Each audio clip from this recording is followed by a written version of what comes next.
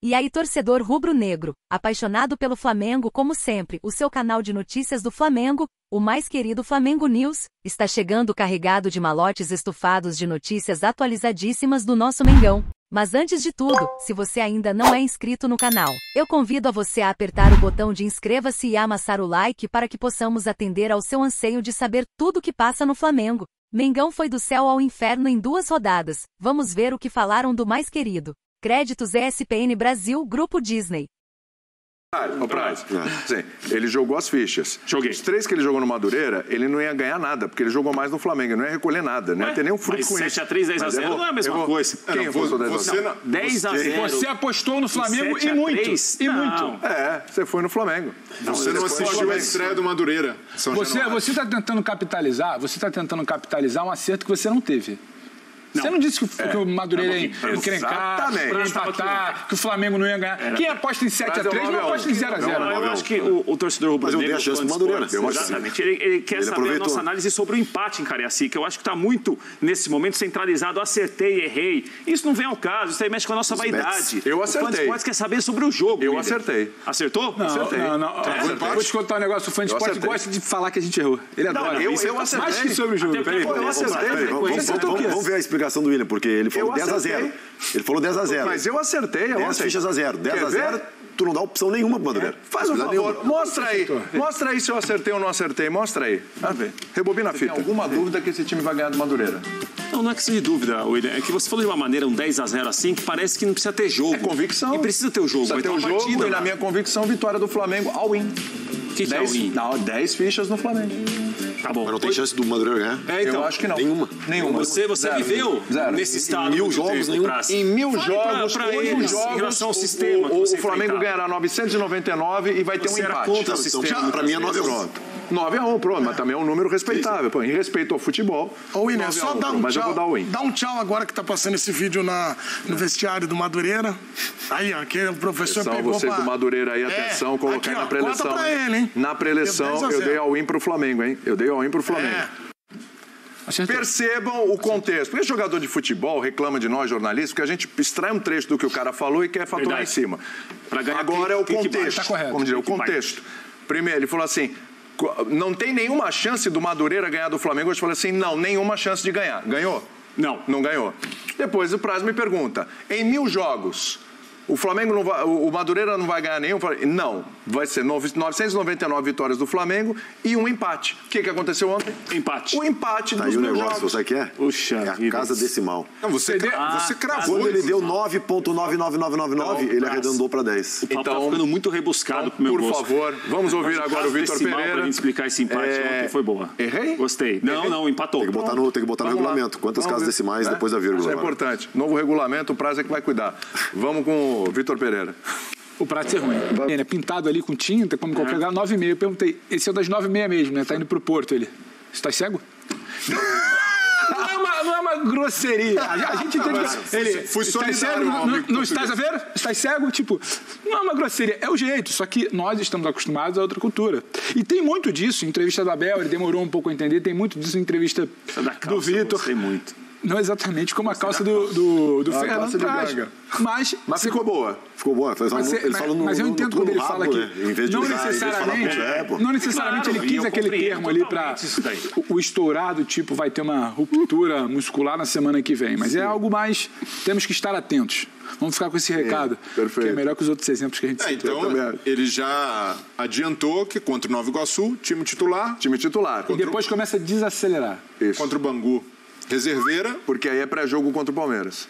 Palmeiras, time titular. Claro. E depois tem o Boa Vista antes do Mundial. Reserveira. E muito ansioso, Rafael Prati, Flamengo e Boa Vista, dia 1º de fevereiro, que ele falou ontem. Não tem dúvida. O que a gente viu ontem foi o Flamengo com dificuldade para jogar em alguns momentos.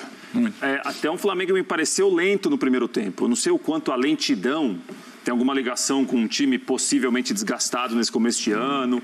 Isso que o Praz falou é muito importante. Uma viagem a gente tem que lembrar. Na véspera. Então... Mas o Madureira também viajou para lá, né? Não, mas vamos combinar que a gente está falando que quem estava lento era o Flamengo. Não pode se contradizer. O Flamengo lento não conseguiu atacar o Madureira. Não é que o Flamengo imprimiu uma velocidade absurda e o Madureira se defendeu muito bem. São coisas distintas. Então, para a gente falar aqui da lentidão do Flamengo, aí você pode citar essa viagem que não é exatamente dentro dos scripts do Campeonato Estadual. Eu não sei qual ligação que ela tem com essa condição física, que o técnico do Flamengo já está salientando que alguns jogadores estão desgastados, que ele está vendo que alguns jogadores estão sentindo talvez um cansaço no terceiro jogo do Lucas ontem. Que saiu, por exemplo, né? Agora, o William, o que a gente tem de lembrar sempre é que o Vitor Pereira chegou ao Flamengo em janeiro, agora a comissão técnica dele já estava no Flamengo em dezembro. Eu não sei o quanto a comissão técnica, por exemplo, trabalhou essa parte física 15 dias ali do Natal até o Ano Novo, se eles chegando antes, se foi uma preparação física de 2, 3 semanas para depois o Vitor Pereira iniciar um trabalho, por exemplo, tático, um trabalho mais com bola. Tenho muita dúvida. Agora, é realmente surpreendente técnico do Flamengo, depois do terceiro jogo do ano, o segundo com o time titular, né? Destacar que já há cansaço, ele observou desgaste no time. Eu não sei se isso chama muito a atenção. Um cansaço. O que eu acho é que, em condições normais, você virar e falar que o Flamengo teve uma grande exibição no fim de semana, venceu há uma semana atrás e ontem empatou, a gente estaria aqui falando em oscilação natural, está dosando. O problema é que o Flamengo precisa acelerar algumas etapas em função do jogo do dia 28, em função do Mundial e talvez até em função da Recopa para o final de fevereiro. Então, a aceleração dessas etapas, ela muda também o debate. Porque o debate é, como assim? Jogou domingo, jogou quarta e cansou. O que seria absolutamente natural de um início de temporada. Só que o Flamengo talvez não esteja no início de temporada tão natural por conta desse Mundial. Vá se cobrar um pouco mais de intensidade domingo, quarto e domingo, que é quando ele joga o fim de semana, sábado, domingo, quarto e sábado, quando joga novamente pelo Campeonato Carioca. E aí talvez não tenha ainda. Por isso, a explicação da fala do Vitor Pereira. Eu acho que a oscilação é natural. Você tem sim uma viagem ali início de temporada, você está mirando o Mundial com o Real Madrid, aí você sai para Cariacica para jogar contra o Madureira. A rotação baixa. A motivação baixa, claro que baixa. Isso é natural. Você tá com a cabeça lá e tem aquela viagem pra Cariacica. Aí o jogo não começa, aquela nhaca, mas isso aí aquela tá funcionando, isso não justifica. Resultado. Não. Independente do resultado, o Flamengo já começa numa marcha lenta. Podia ter feito 2 gols no segundo tempo, porque a gente ia estar debatendo aqui a marcha lenta do início e por que não funcionou como funcionou contra a Portuguesa. O que eu acho é, tentando entender esse Flamengo de marcha lenta, eu acho que seria um movimento natural. Só que para início de temporada, com o Mundial batendo na porta, o Supercopa batendo na porta, eu acho que o torcedor rubro-negro, até a crítica que esteja olhando para esse time, ele quer um pouco mais. Acho que o Flamengo vai precisar entregar um pouco mais para conquistar o que ele quer, só que nesse momento sofreu de uma oscilação que eu acho que é natural.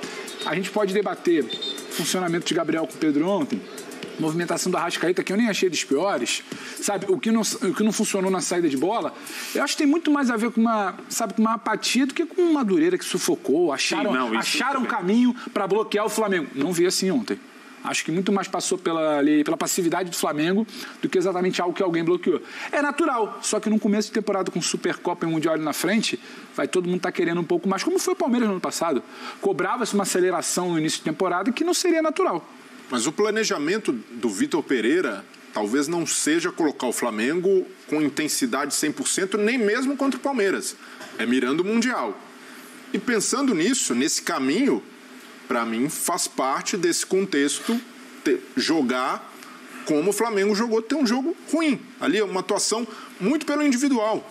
Taticamente do Flamengo, a gente deu mais espaços, mas muito porque o time ainda está com a perna pesada, a gente sente jogadores ainda longe do auge técnico, mesmo o Arrascaeta, que ontem até não dá para dizer que fez uma partida ruim, mas muito abaixo do que a gente está acostumado a ver. E por isso também o Vitor Pereira faz algumas mexidas que soam esdrúxulas. O Marinho voltando a jogar de lateral. Ele justificou, né? Por isso que é bom ouvir o treineiro, né? Ele justificou, né? Você não tem o Felipe Luiz, que está nessa recuperando. Então pode estourar.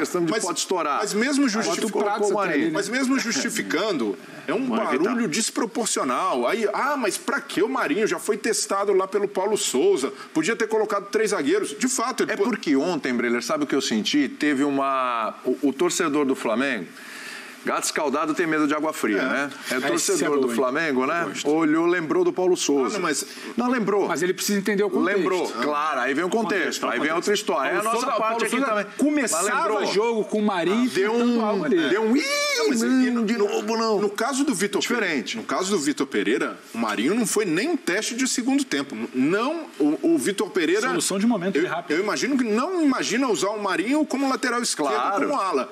É solução, porque tinha um canhoto no banco, um lateral esquerdo não estava à disposição, outro lateral que poderia ser, que era o Ramon, foi vendido, já deixou de ser uma alternativa no banco, e só tinha o Marinho para jogar por ali como solução imediata.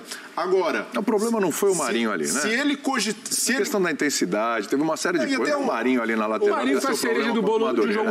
Exatamente. Todo mundo... O Mateusão entrando. O Mateusão não vai ser um jogador que vai entrar com regularidade. É a opção ali, uma das últimas opções para o ataque. Então, jogo de estadual entra, mas esse barulho também é porque a torcida do Flamengo ficou muito traumatizada com o Paulo Souza. Foi. Aí qualquer coisa que remeta àquela época já é tratada como uma ideia do técnico. E não é. Nesse momento da temporada, qualquer comparação entre Vitor Pereira e Paulo Souza, para mim, é descabida. E não faça sentido. Mas eu acho que Vitor Pereira com qualquer outro é descabida ainda. A gente tem de lembrar, claro que assim, tem situações, tem definição de Supercopa do Brasil no final do mês, Mundial no começo de fevereiro, Recopa também em fevereiro. Agora, é um treinador que no Flamengo, tudo bem que ele já estava no Brasil, mas no Flamengo ele dirigiu o time pela segunda vez ontem. Então, acho que comparar o Vitor Pereira, bem ou mal, com qualquer um nesse momento, é injusto com o próprio Vitor Pereira. Sim. Né? E ele sabe a qualidade dos jogadores que ele tem, e ele bem imagina que vai ter muita cobrança se não tiver resultado, porque ele aceitou o Flamengo exatamente por isso. Viu no Flamengo uma possibilidade de ganhar tudo. O sarrafo é lá em cima mesmo. A questão do estourar, de estar estourado, né? Isso, dessa carga, assim, eu já passei por isso algumas vezes. E principalmente não sei quem falou, mas se fosse uma pré-temporada normal, mas não é, porque a expectativa é muito grande, porque tem final contra o Palmeiras e depois o Mundial. Tu dentro da pré-temporada, tu fazer um planejamento diferente.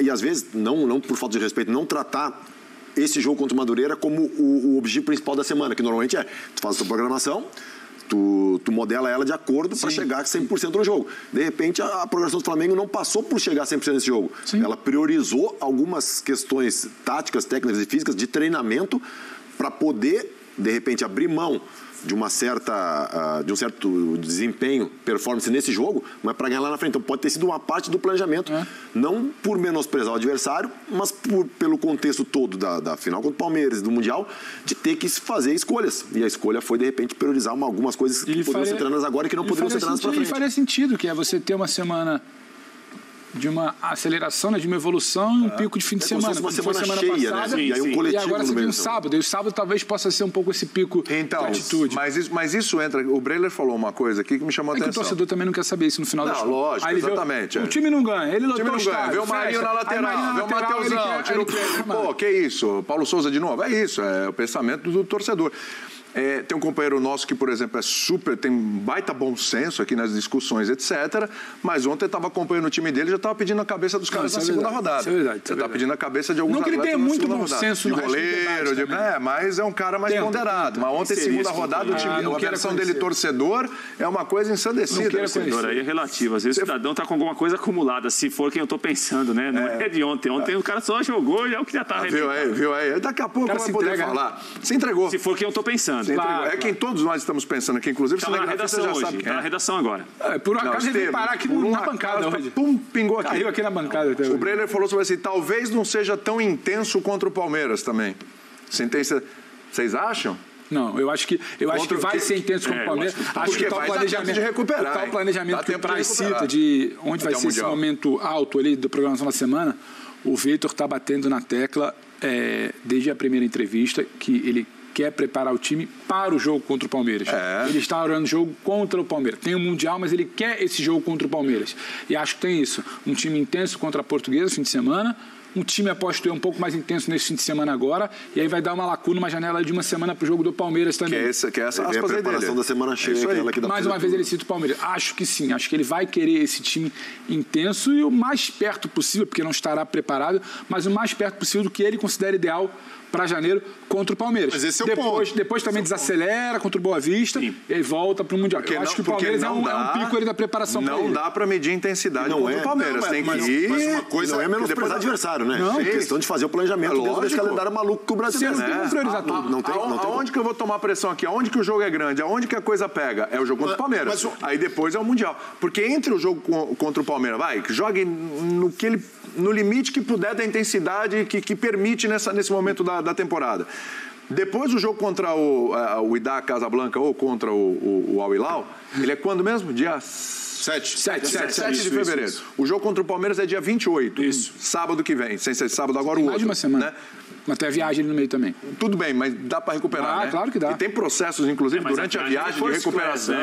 Assim, a viagem... Não, e com processos de recuperação. Tem time que treina em avião. É o que eu tô falando. Tem processo de recuperação no avião, né? O pior já pediu a viagem de quem que você falou? É o fuso. O que você falou? A viagem é o seguinte... Não, é porque o Pedro destacava, olha, teve uma viagem para Cariacica nesse meio da preparação, o jogo foi no Espírito Santo, tudo bem. Aí eu falei, até o Madureira viajou também. É que a gente fala, às vezes, a seguinte situação, que não é o caso do Flamengo, há viagens que são muito desgastantes. Às vezes a aeronave não é adequada, não é a mais confortável. Não é o caso do Flamengo. A aeronave é maravilhosa. Não é pro Japão. O jogador fica com... Nós temos companheiros aqui que tiram férias, viajam e depois tiram mais férias para se recuperar da viagem. Tem isso? Tem. Já tirar o avião do corpo, como diria. Exatamente. Descansar da viagem. Eu não tô entendendo. Você tá apontando para mim por quê? Não, eu tô apontando para lá. Não, é uma questão física, mental. Não é física quântica, né? Física, mental e de saúde. Você precisa tirar a viagem do corpo ali. Claro. Viu? Conhece bem. Mas não tô falando que seja comigo. Mas também se entregou já. Falou do outro, se entregou também. Exatamente. Não é só você. Alguém parecido com você. Mas aí é o direito do trabalhador. Que tá em contrato combinado não sai caro. Isso é verdade.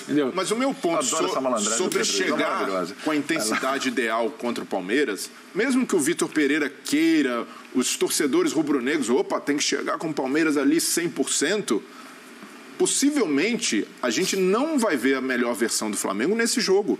É natural. Sim. Jogo de Supercopa. Mas nem do Palmeiras. Nem do Palmeiras, viu lá. Então, pois é. Mas antes que você destaque isso, viu, Breno? Em relação ao jogo, mas que talvez não seja... Jogo de Supercopa, na maioria dos países, a gente percebe que os times ainda estão ali em fase de formação, os técnicos até fazem testes, mesmo sabendo que há um título em disputa. Então, existe esse contexto também.